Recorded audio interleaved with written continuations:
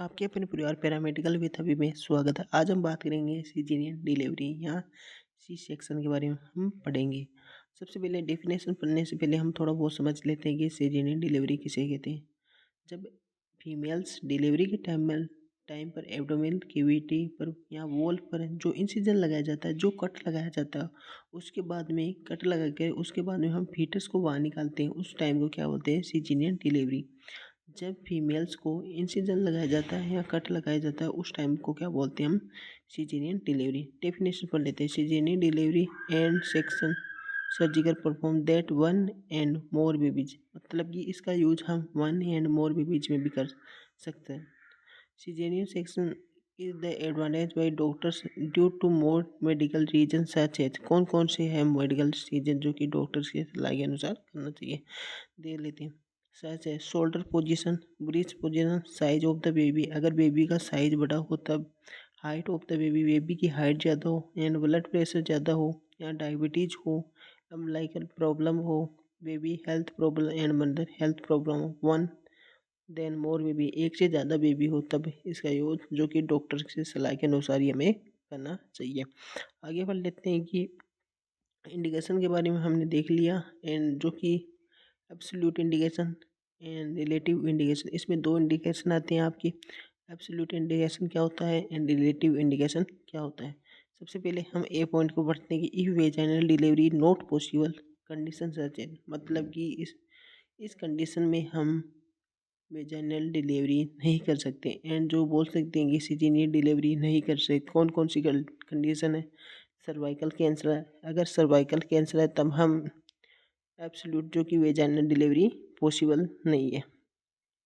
And vaginal अल्ट्रेशिया, अगर आपको vaginal अल्ट्रेशिया हो तब भी ये पॉसिबल नहीं है, जो कि वेजाइनल डिलीवरी पॉसिबल नहीं है। अब बी पॉइंट की बात करते हैं, रिलेटिव इंडिकेशन। रिलेटिव इंडिकेशन की बात करें तो इफ वेजाइनल डिलीवरी में भी पॉसिबल बट रिस्क, मतलब कि यहाँ तो मदर को रिस्क होगा, जो कि उसकी माता है उसको रिस्क होगा, या बेबी को रिस्क हो सकता है। रिलेटिव इंडिकेशन में जो कि उसकी मदर को रिस्क हो सकता है या उस बेबी को रिस्क होता है, मतलब कि दोनों में से एक को रिस्क हो सकता है। कौन सी कंडीशन में?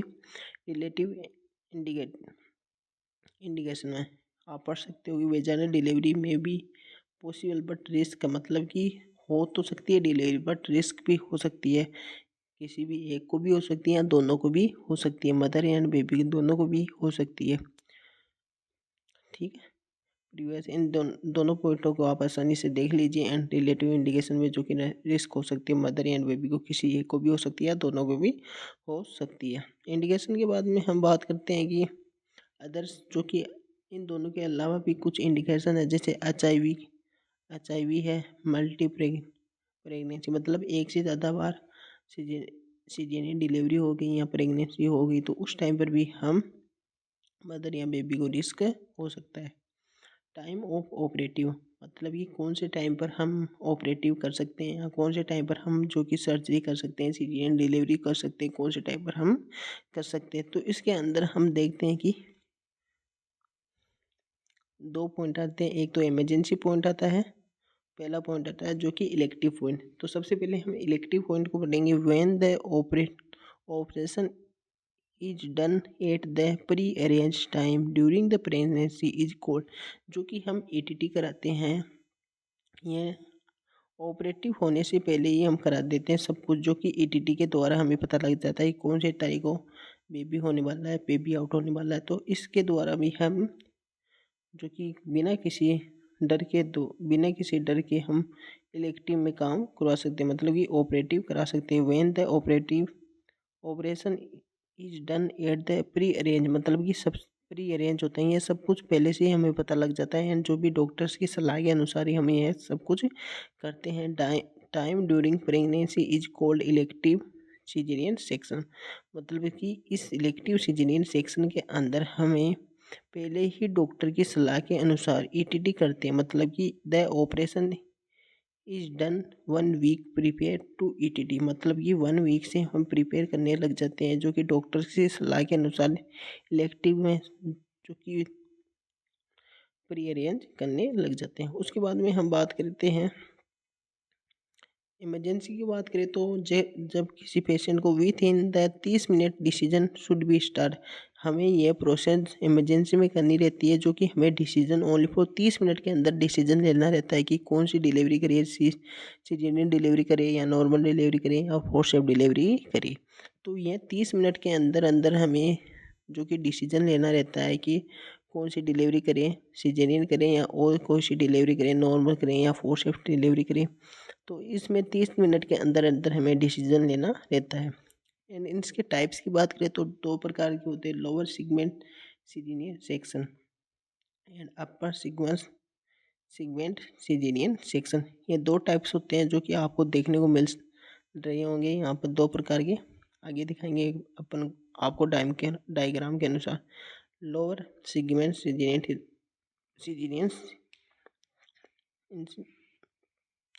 जब लोअर सिगमेंट सीजीनियन सेक्शन की बात करें तो सबसे पहले आप देख रहे होंगे the baby is delivered thought on incision made in the lower segment of the uterus, जो कि आप ये देख रहे हो हॉरिजॉन्टल्स है जो कि लोअर सेगमेंट पे लगा हुआ है, तो उसको क्या बोलते हैं, लोअर सेगमेंट सिजेरियन सेक्शन। मतलब कि लोअर साइड में यहाँ कट लगाया जाता है, जिसको हम बोल सकते हैं हॉरिजॉन्टल इंसिजन, जो कि इस तरह से एक कट लगाया जाता है, जो कि नीचे की साइड में एक कट लगाया जाता है, जिसको हम बोल सकते हैं हॉरिजॉन्टल साइड। यहाँ नीचे की तरफ जो कट लगता है उसको बोलते हैं हॉरिजॉन्टल साइड या लोअर सेगमेंट सिजेरियन सेक्शन, जो कि हम बोल सकते हैं नीचे की तरफ एक कट लगता है। मोस्टली सभी का it is use it is commonly use, मतलब कि सबसे ज़्यादा यूज इसी सेगमेंट या बोल सकते हैं कि डिलीवरी में यूज करते हैं, लोअर सेगमेंट सिजेरियन डिलीवरी को। एंड अब बात करते हैं अपर सेगमेंट सिजेरियन सेक्शन।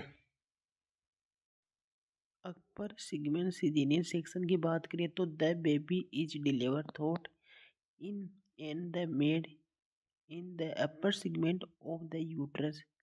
मतलब कि यहाँ पर वर्टिकल इंसिजन, जो कि यहाँ इंसिजन जो कट लगाया जाता है वर्टिकल पोजीशन में कट लगाया जाता है।